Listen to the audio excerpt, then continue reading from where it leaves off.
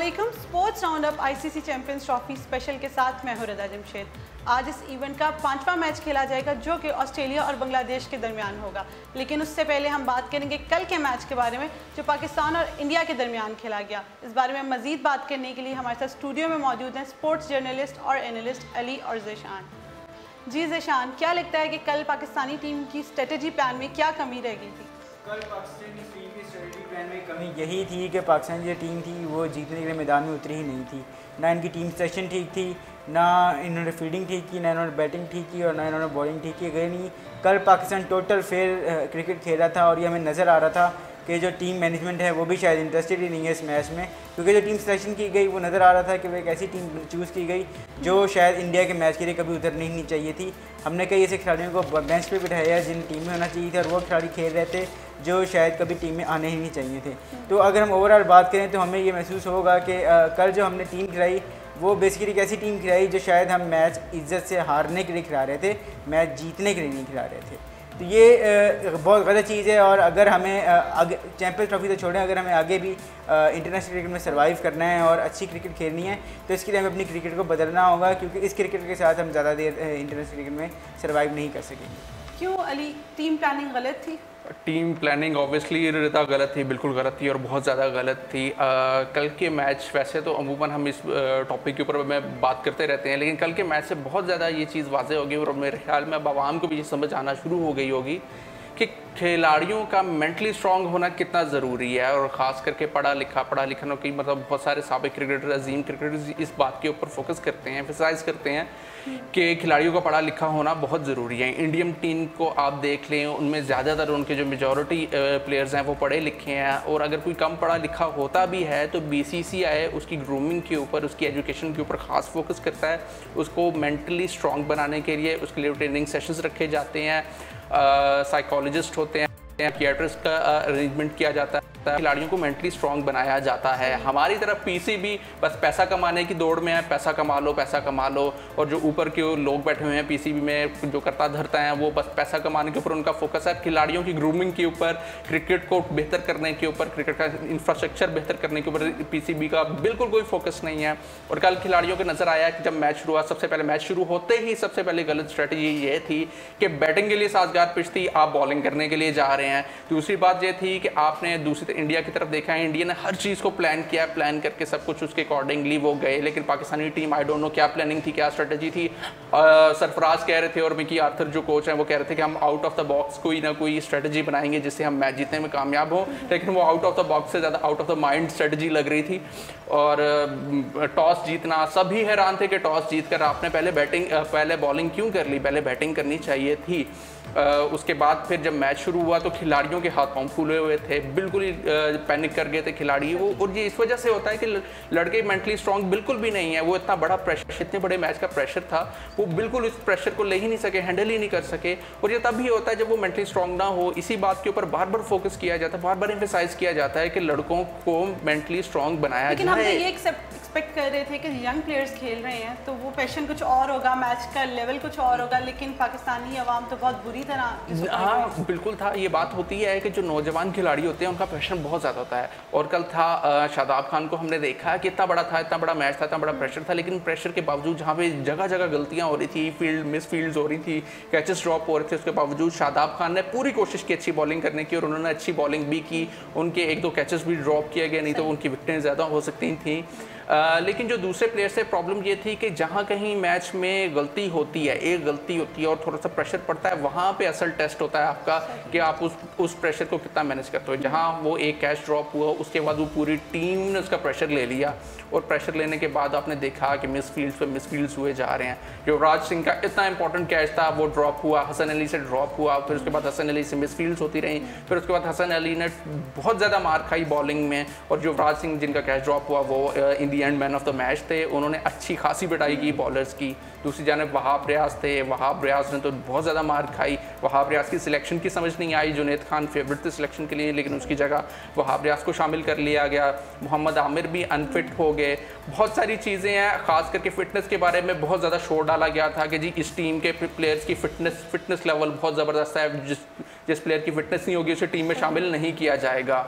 अब वहाँ पे आज हम बात करें तो ज़िशान इस हवाले से गलती तो पीसीबी की आती है ना कि प्लेयर्स के ऊपर चेक एंड बैलेंस उसका नहीं रखा गया मैच से पहले। बिल्कुल, हमें ऐसा महसूस हो रहा है कि शायद पीसीबी जो है वो कुछ खिलाड़ियों के साथ नरमी बरत रहा है और कुछ खिलाड़ियों के साथ बहुत सख्त है। फेवरेटिज्म हो रहा है। एग्जैक्टली ऐसा महसूस हो रहा है क्योंकि वहाब रियाज और मोहम्मद आमिर की फिटनेस पे सवाल उठ रहे थे और कल एजुकेशन के अंदर मौसम ठंड सर्द था, कोई गर्मी भी नहीं थी, कुछ नहीं था, लेकिन मोहम्मद आमिर हैरत अंगेज़ तौर पर 9वें ओवर में क्रैम्प्स के साथ पवेलियन लौट गए, वापस चले गए। तो ये काफ़ी हैरानकुन था कि एक ऐसा बॉलर जो काफ़ी देर से बॉलिंग कर रहा है, फिट भी नज़र आ रहा था, अचानक क्रैम्प्स हुए और वो भी ऐसे मौसम में जब कोई ऐसी गर्मी नहीं थी, कोई ऐसी चीज़ नहीं थी कि कोई स्वेटिंग हो रही है या कुछ हो रहा है, और वो अचानक से अनफिट होकर वापस चला गया। वहाब रियाज थोड़े अनलकी रहे कि उनका ज़रा पाँव मुड़ गया और उनको ज़रा थोड़ा और मसले हुए, लेकिन जिस तरह की उन्होंने बॉलिंग की उसके बाद शायद बहुत से लोगों ने शुक्र ही अदा किया होगा कि वहाब रियाज अनफिट होकर बाहर चला गया, नहीं तो शायद पाकिस्तान को और मार पड़ती। अच्छा, कल के मैच में एक चीज़ बहुत वाज़िया नज़र आ रही थी कि पाकिस्तान की फील्डिंग में बहुत गलती रही है। फील्डिंग में गलती रही है, मैंने जैसे आपको बताया कि वो जो फील्डिंग की गलतियाँ थी उसी वजह से प्रेशर पड़ा और जो खिलाड़ी थे वो पैनिक कर गए, वो प्रेशर उसको एब्जॉर्ब नहीं कर सके, उसको हैंडल नहीं कर सके। फील्डिंग में आप फील्डिंग के ऊपर आपने फील्डिंग बाकायदा कोच रखे हुए हैं, आप उनको इतनी ज़्यादा मतलब उनको फीस अदा करते हैं, सालाना करोड़ों रुपया आप देते हैं उनको, लाखों डॉलर्स देते हैं आप उनको, पे करते हैं उनको, तो वो क्या कर रहे हैं। बॉलिंग कोच हैं हमारे अजहर महमूद, उनको आपने इंग्लैंड से बुलाया, वो इंग्लिश सिटीजन बन चुके हैं, अब वहाँ पे बुलाया कि भाई इंग्लैंड में उनका तजुर्बा काफ़ी है, उनको आपने बुला के लाके बॉलिंग कोच बनाया। कितना टाइम हो गया अजहर महमूद को बॉलिंग कोच बने, और जब से बॉलिंग कोच बने हैं पाकिस्तान की बॉलिंग का तो अल्लाह ही हाफिज़ हो चुका है। पाकिस्तानी बॉलिंग जो कहाँ पहले बैटिंग तो हमेशा से हमारी नाकाम रहती थी, लेकिन पाकिस्तानी बॉलिंग जो कहीं ना कहीं हमें मैचेस जितवाया करती थी, अब तो उसका भी अल्लाह हाफिज़ हो गया है, और इसी वजह से अब पाकिस्तान बिल्कुल ही मैचेस नहीं जीत पा रहा, क्योंकि पाकिस्तानी बॉलिंग अगर आप पिछले 1 साल की परफॉर्मेंस उठाकर देखें तो पाकिस्तानी बॉलिंग की परफॉर्मेंस बहुत ज़्यादा बुरी रही है और कंसिस्टेंटली वो बुरा परफॉर्म कर रहे हैं। लेकिन अब समझ नहीं आ रही कि पीसीबी के करता धरता क्या चीज़ देख रहे हैं, अजहर महमूद से कोई उनका कोई एहतसाब करता है कि नहीं करता। मिकी ऑर्थर जो सब कुछ बने बैठे हैं इस वक्त, वो कैप्टन, आपको कैप्टन भी समझते हैं, सिर्फ कोच नहीं,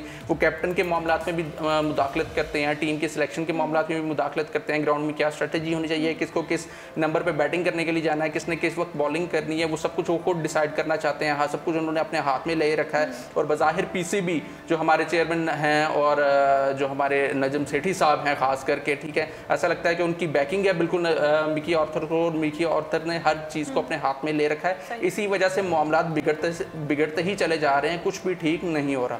अच्छा, ये तो आगे की हमारी अपनी टीम में क्या गलती थी, अगर हम ये बात इंडियन टीम में करें कि उनकी स्ट्रेटजी प्लान कितना अच्छा था।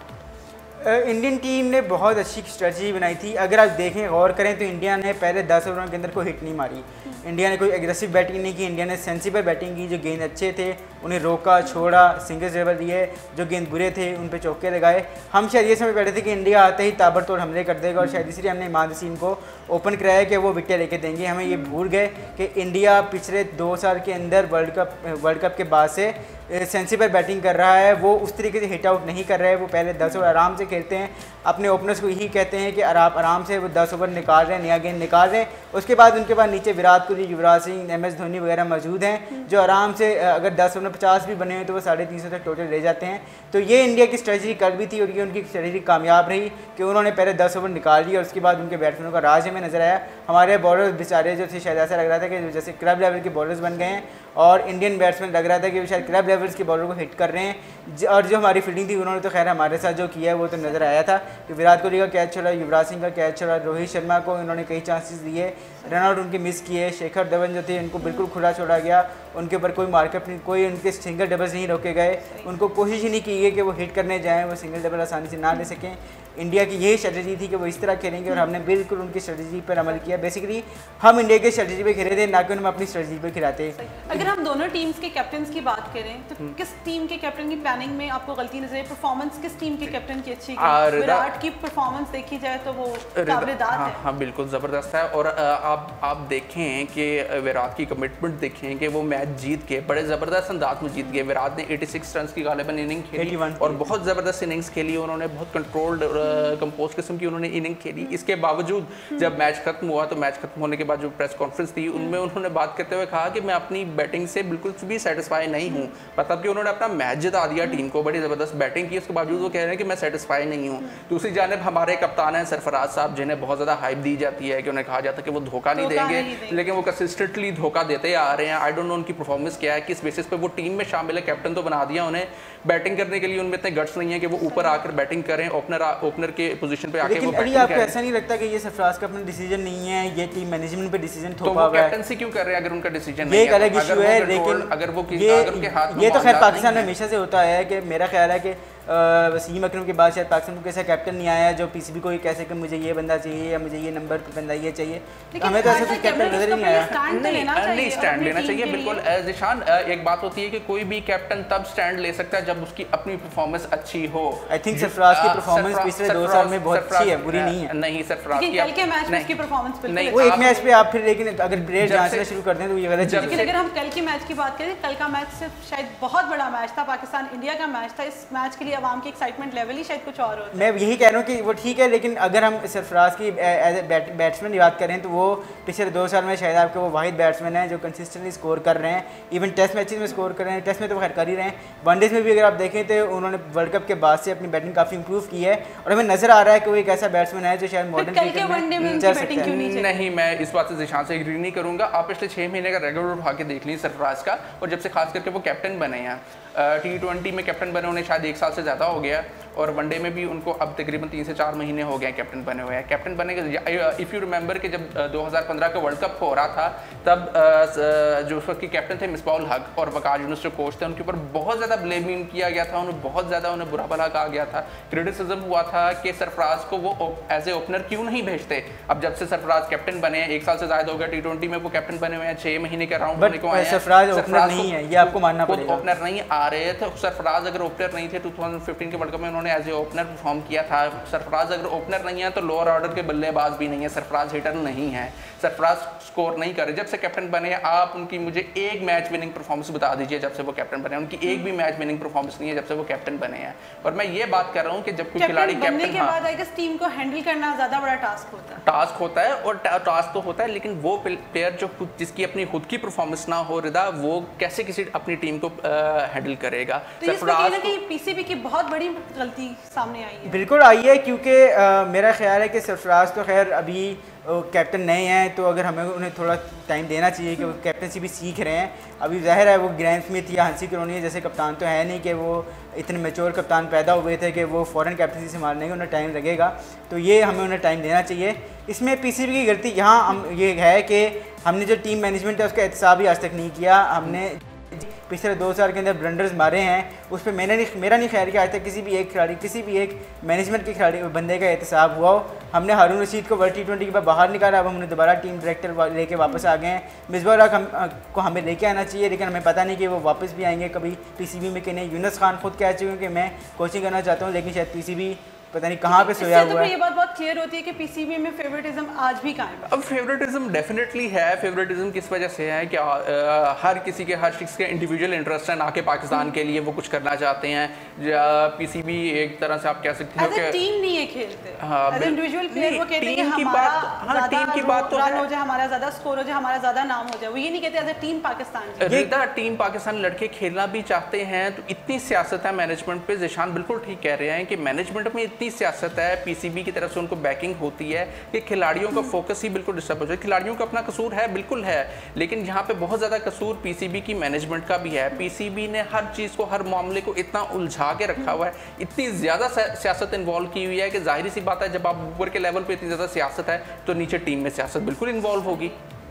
और दूसरी बात यह, मेरा ये ज़ाती ख्याल है कि अगर हमें अपनी क्रिकेट ठीक करनी है तो वो ऊपर इंटरनेशनल लेवल पे नहीं होगी, वो हमें डोमेस्टिक लेवल पे ठीक करनी पड़ेगी। और उसके लिए हमें वो बंदे चाहिए जो डोमेस्टिक क्रिकेट के साथ जुड़े हुए हैं। हमें अपने जो लेजेंड्स हैं उनको नीचे लाना होगा। कौमी टीम की कोचिंग कोई भी कर देगा, वहाँ पे उनकी ज़रूरत नहीं है। अगर आप देखिए इंडिया में राहुल द्रविड़ ने कौमी टीम की कोचिंग नहीं की, वो इस टाइम अंडर-19 टीम के साथ मौजूद है, वो उनके बंदे ग्रूम कर रहे हैं। और मैं ऐसे 3-4 खिलाड़ियों के नाम जानता हूँ जो राहुल द्रविड़ के पर के नीचे से निकल के आए हैं। और अब अगर MS धोनी आज भी रिटायर हो जाते तो उनके पास 3 कीपर मौजूद हैं जो उनकी जगह ले लेंगे, और वो भी काफ़ी अच्छे बैट्समैन हैं। तो अगर आपका एक अच्छा खिलाड़ी, एक अच्छा जो लेजेंड है, वो नीचे के लेवल पर कोचिंग करेगा, तो वो जो तजर्बा है, जो अपना 20 साल का तजर्बा है, वो उन बच्चों को देगा कि जिन्होंने भी क्रिकेट स्टार्ट करनी है, वो वहाँ से सीखेंगे। और जब वो वहाँ से सीखेंगे तो जब तक वो इंटरनेशनल लेवल पे पहुँचेंगे वो बहुत कुछ सीख चुके होंगे। कहीं ना कहीं PCB को अच्छे कोच लाने की भी ज़रूरत है। नहीं, अच्छे कोच लाने की ज़रूरत ही है। अब हम इस बात के बारे में बहुत ज़्यादा अगर हम डिस्कशन में जाएँ, डिटेल डिस्कशन में जाए, तो ये डिस्कशन कभी ख़त्म ही नहीं होगी। बात अब ये है कि मैच हम हार गए, मैच हारने से हमें ये कम से कम पता चल गया है कि हमारी टीम की एक्चुअल हालत क्या है। और हमारी टीम की एक्चुअल हालत इस टाइम ये है कि हम कम से कम जो है ना, अब किसी भी दुनिया की किसी भी बड़ी टीम से मुकाबला करने की, ये बात हमें तो पता चल गई है। हम उम्मीद करते हैं कि ये बात उनके कोचेज और PCB को भी समझ में आ जाए। PCB को अल्लाह करे कि समझ आ जाए, लगता तो नहीं है। नजम सेठी साहब जो जिनका क्रिकेट से कुछ लेना देना नहीं है, वो PCB के चेयरमैन बनने जा रहे हैं। और उनकी जब से वो PCB के करता धरता बने हैं, तब से पाकिस्तान क्रिकेट टीम का जो हाल हो गया वो सबके सामने है। अब वो मज़ीद मजबूत पोजीशन में जा रहे हैं।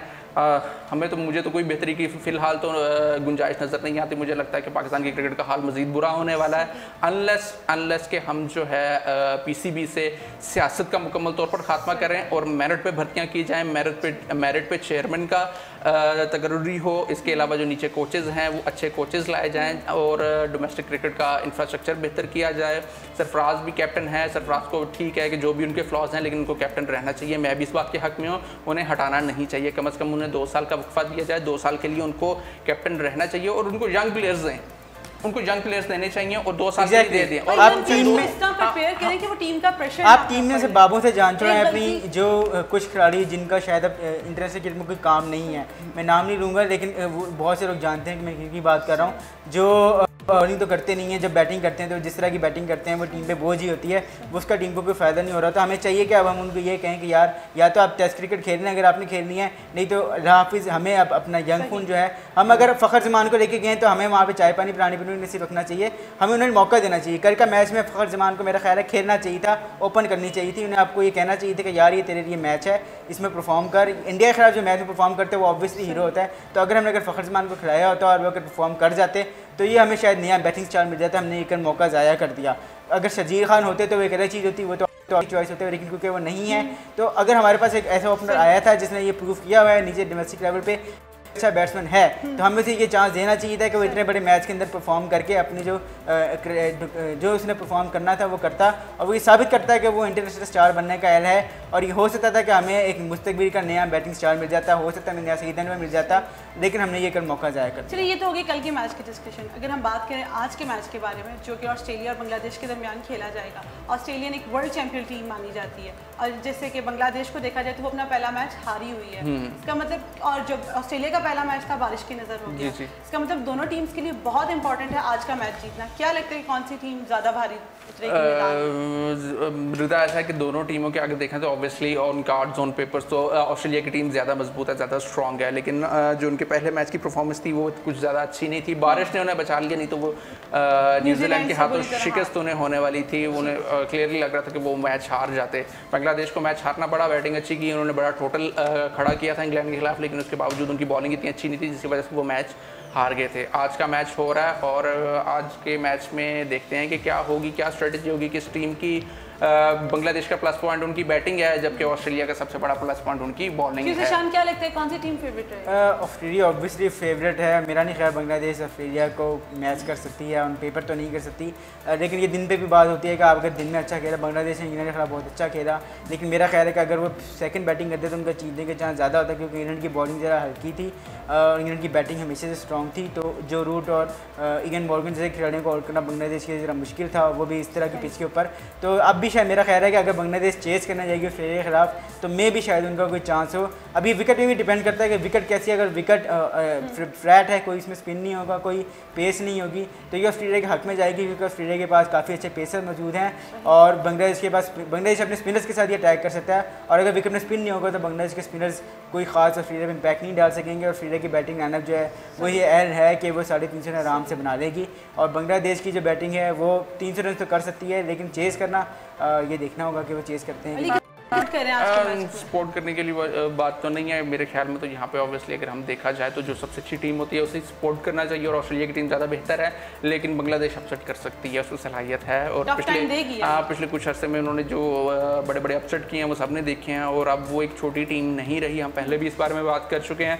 अच्छी टीम बन चुकी है, वो नंबर गालिबन नंबर 6 टीम बन चुकी है, तो अपसेट कर सकती है, सलाहियत है बांग्लादेश में। कहीं उनके कुछ एक दो प्लेयर्स चल गए और उन्होंने ऑस्ट्रेलिया के एक दो प्लेयर्स को काबू कर लिया तो ऑब्वियसली वो मैच जीतने की सलाहियत तो रखते हैं। जिशान, आप किसे सपोर्ट करें?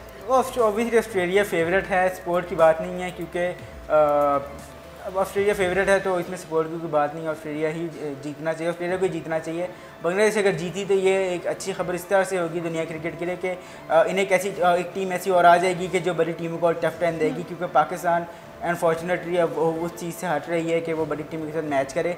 तो ये एक अच्छी चीज़ होगी। अगर पाकिस्तान वापस आए तो बहुत अच्छी चीज़ होगी, लेकिन हमें लग नहीं रहा कि पाकिस्तान उस तरह टफ टाइम दे रही है। तो अगर बांग्लादेश भी टफ टाइम देना स्टार्ट करती है तो एक अच्छी चीज़ है कि दुनिया क्रिकेट को एक ऐसी टीम और मिलेगी जो इंटरनेशनल क्रिकेट में जो बड़ी टीम है उनको टफ टाइम देना स्टार्ट कर देगी। चलिए, इस चीज़ का तो शायद थोड़ी देर में फैसला हो ही जाएगा कि कौन सी टीम आज जीतती है और कौन सी टीम हारती है। जी नाज़रीन, तो ये था आज का स्पोर्ट्स राउंड अप। कल फिर हाजिर होंगे एक नए मैच के साथ। देखते रहिए उर्दू पॉइंट।